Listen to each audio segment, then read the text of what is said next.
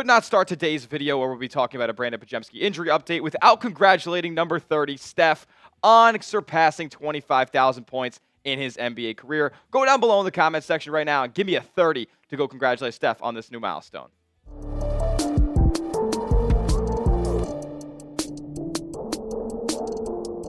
What's going on, Dub Nation? You're watching Warriors Today by Chat Sports. I'm your host, Tyler Smith, and we have some injury news to discuss on today's edition of Warriors Today. Steve Kerr has dubbed Brandin Podziemski, quote, day-to-day with lower back soreness after he exited the game on Thursday against the Brooklyn Nets in the first minute of the ball game. Didn't even see an offensive possession, didn't see a shot attempt, nothing. He just stepped wrong, started grabbing his lower back, and went straight to the locker room. But he did attempt to play in Saturday's game against the Detroit Pistons. Mark Grandy, a 95.7 The Game host, says this. He says Steve Kerr on Brandin Podziemski's availability today. He said he's going to warm up, and then we'll see. Well, I guess he warmed up, and then they saw that he was not quite ready to come back just yet. And Steve Kerr had said that this injury does not appear to be very serious. It's not something that he's overly concerned with, and obviously something that's not going to take as long to come back from as we know Jonathan Kuminga's injury has at this point. But I don't know, man. When I saw him, grab his lower back and go straight to the locker room, didn't even say a word, say wave me out and I got to go, it looked to be like more than soreness to me. It looked like he actually tweaked his back, and that's a scary injury. It's something you have to take a lot of caution with, as Podziemski has been a very, very valuable contributor to Golden State this season. Recently being elevated into the starting lineup, and over the last 19 games, as I tried to do 20, but then they counted the Nets game, so I had to do some quick maths there. Podz has been pretty solid for the most part. Obviously, increasing the efficiencies, not necessarily a knockdown three-point shooter yet, but he is getting up a super high volume. He's making the right plays. He's not turning the ball over all too much, and he's really evolved on the defensive end as well. He does more than fill up the box score for Golden State. Like, he legitimately makes these effort plays that don't show up in the stats when the game's all said and done, but they create more possessions for Golden State. They give them second opportunities. He crashes the glass on the both offensive and defensive side of the ball. He's kind of this Swiss Army knife for Golden State in a way, and they can't really afford to lose a guy like that. That's kind of the identity that Golden State has outside of Steph, is just a bunch of guys who are playing their role, doing the dirty work around to go grind out these wins. And Podz is a big proponent of that, especially when he's on the floor with Draymond and Jimmy. Their defensive rating and the numbers there and the metrics are fantastic.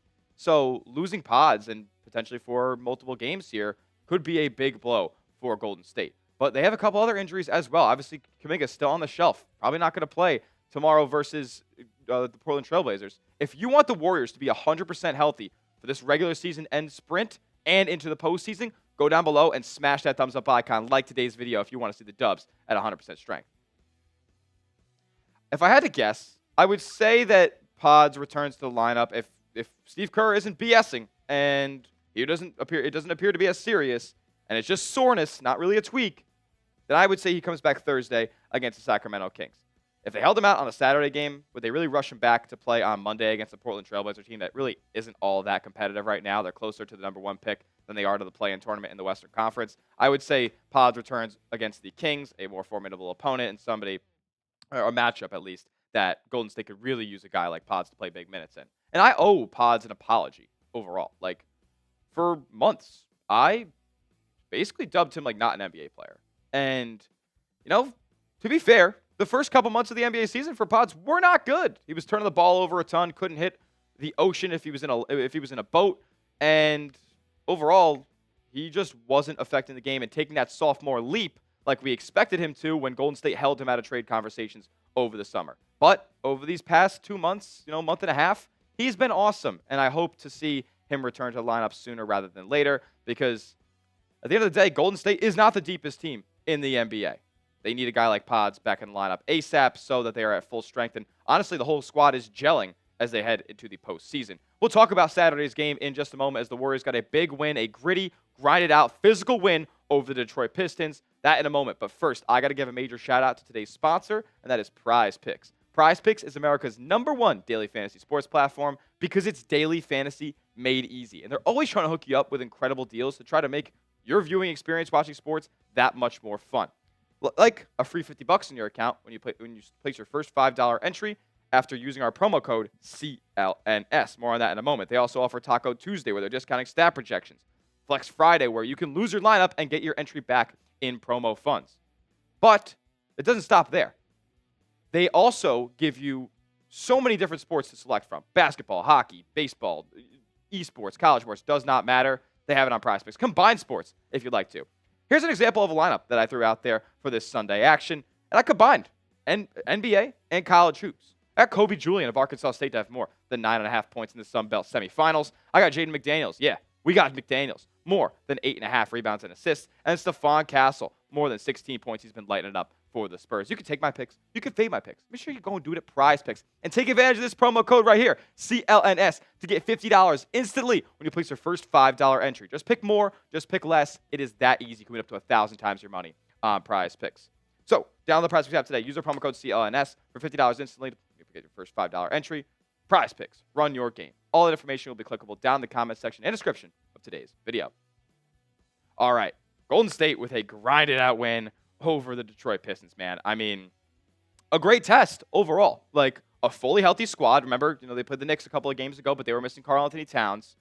But a fully healthy playoff caliber team that Golden State was going up against. Somebody who's kind of like at their same stature right now. Records were very similar, and Golden State went out there and got the win. And this was a really grinded out game. Like, nobody ever had a huge lead. 22 total lead changes. No double-digit leads throughout the entire game. And the margin over the final 8 minutes of the ball game did not exceed 3 points until Steph hits the game-sealing free throws with a couple seconds left to put Golden State up 5.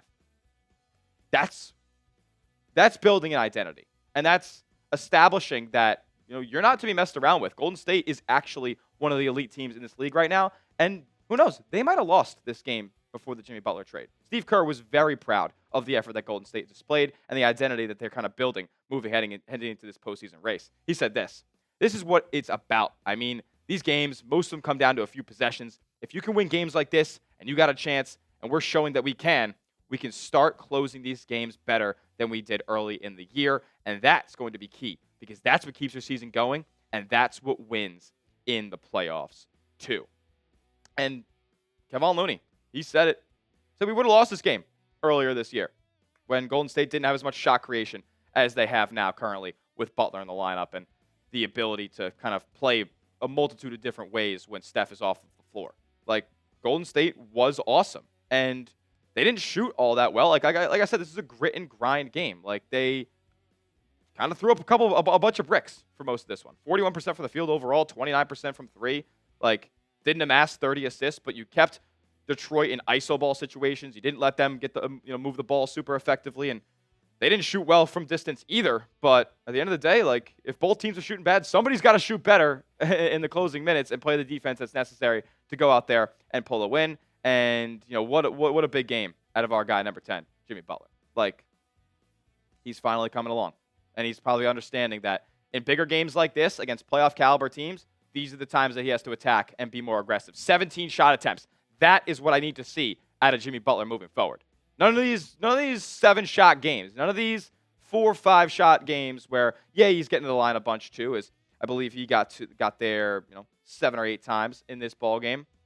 9 boards, attacking the glass. You can see the hunger on the face of Jimmy Butler in this game, and the jump shooting is kind of coming up a little bit as well. Not a huge sample size. Obviously, he did hit a 3 against Brooklyn and then hit 2 against Detroit, but if he can just be a competent jump shooter in the mid-range and knock down a 3 or 2, that's all I need to see from Jimmy Butler. He's been playing awesome, and Golden State is now 12-2 since the Butler trade, 11-1 with him in the lineup.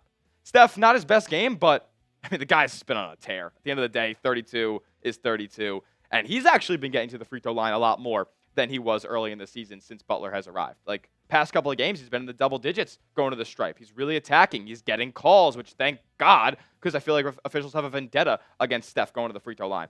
Not an efficient night from him overall, but it was enough for Golden State to get the win, and he hit 2 key free throws down the stretch that sealed this one up. Draymond, keep doing this.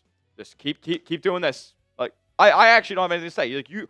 Like, we've talked about it enough, and when I do these kinds of post-game segments, like, you guys know, Draymond just has to keep doing what he's doing. Defend the rim at a high level, on-ball defense, off-ball defense, directing traffic on both ends of the floor.